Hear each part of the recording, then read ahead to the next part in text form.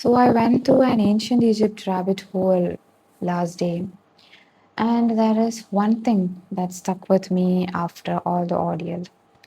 That is thousands of people that were at a time and age when there is no much advanced technology or mass media obeying a single person. It sounds almost unbelievable, right? But then that is exactly what happened in ancient Egypt under the pharaohs. But why did they obey a man without any questions? And that got me into reading. So, pharaoh was a term that was initially used for king's administration. But with time, in the later inscriptions, we can see that pharaoh came to be used as a title for a person with a divine role. And how did they do this? They did this by giving Pharaoh a divine origin. That is, pharaohs were considered as sons of the solar deity Ra. With a divine origin, they became gods on earth, or almost equivalent to gods on earth, and they became the messengers. And their most important task or duty was to ensure that there was a balance between good and evil, or good survived and thrived, and evil was always kept under control. And any form of protest against pharaohs were considered as challenging the gods, and it meant angering the gods. And what happens when God is angered? The result is disasters like drought, famine, flooding, etc. So, what do the people do? Yep, you guessed it right. They simply obeyed without questions, provided backbreaking labor, and paid taxes. Why? All because they feared wrath of God.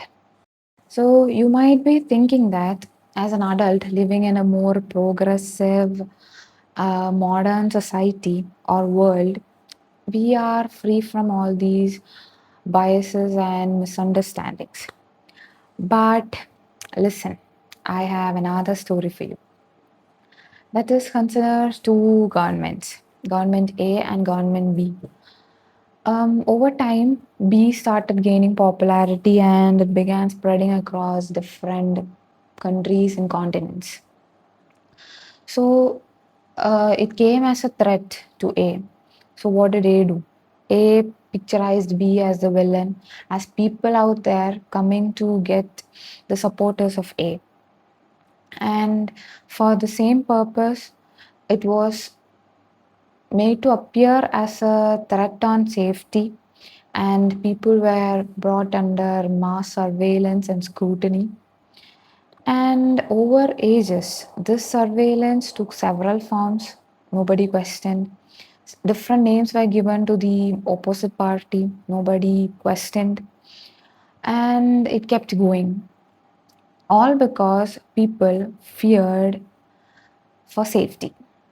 And I'll give you a moment or a minute to sit back and think if this story feels familiar. Throughout history, fear has been weaponized in different forms. And since it was something that came from within, and those who knew how to use it and manipulate it could bring forth different outcomes, fear has or is the deadliest weapon ever unleashed. If you take a look at history, since the origin of man, in the hunter gatherer phase, it was the fear of being thrown out of your community. Then came the period of religions where it was fear of God. Then came the stringent rules and laws put forward by the society, where the law abiding people were considered respectful or they were respected, and those who questioned it were seen as rebels. Then came the period of safety, where you go right or left, there was always some form of division. Communities standing or fighting against each other. Language groups, races, gender, everything, it was against each other. And everything was a safety issue. And finally, the most evil and stupidest manifestation of fear as a weapon can be seen with the cancel culture, where people are becoming more and more afraid to think freely and, in a way, express themselves freely. Thus, we can see fear was not for a period, it has been used throughout history. We can also see the weaponization of fear when it comes to lobbies and people who are into propagandas. That is especially for pushing forward certain agendas or pulling down certain narratives. That is, if you look around, you can see that overnight, people and causes with millions of followers and supporters become anti national, anti human, anti development. And the very followers turn against them, believing the fabricated lies. When we go behind all these fears, what is really happening is that we make choices that are pre-designed and pay attention to what they want us to pay attention to. If you don't trust me, just think about this.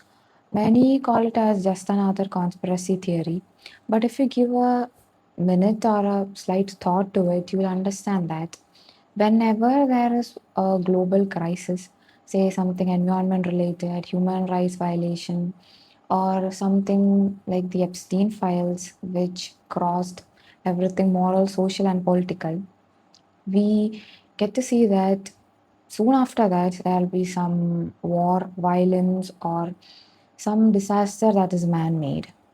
And then we divide ourselves again, go behind the whatever they want us to pay attention to, forgetting what was the initial problem. And whatever be the outcome, layman ends up suffering. And this is how fear is used to keep us silent, to control us, and to divert us. After listening to this, you might conclude that all this fear is created and spread around by those that are considered wealthy in terms of monetary possessions. But that is far from the truth because those people are actually the most terrified. We don't notice it often because the form of or the forms of fear that they hold are often what we don't understand. And maybe that is why most of them go to whatever and whichever extent. So, fear, the thing to understand is that fear is not like pertaining or does not belong to certain groups or classes, but then it is something that originates from within. And hence, by understanding one fundamental thing about life, we can often manage fear. That is, consider this example. I can build the safest bunker on earth um, and think what happens if an earthquake of magnitude 9 hits the place. There is more chance or high chance that I'll not make it out alive. And that is the thing with life. Often or most of the things happen unexpectedly and in ways that it is supposed to happen, and at times it is meant to happen. And there is nothing that we can do to stop it or like make it happen faster. And that points out to one thing. If something is meant to be, it'll happen one way or the other. And hence, safety is a concept, and no one can ensure you absolute safety. Now, does that mean we go around pulling down all the safety rules and laws? No.